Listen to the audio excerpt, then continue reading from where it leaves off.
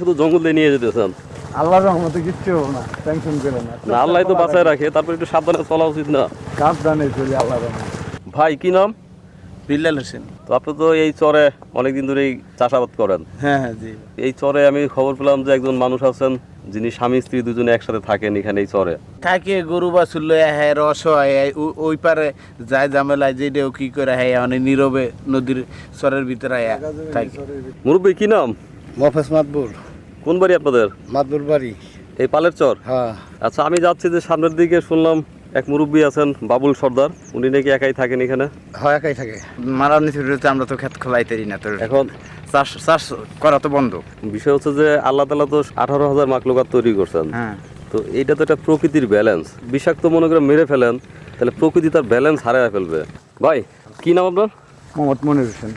তো আপনারা আমি তো একসাথে নৌকা পার হইলাম খেয়াঘাট। আপনি তো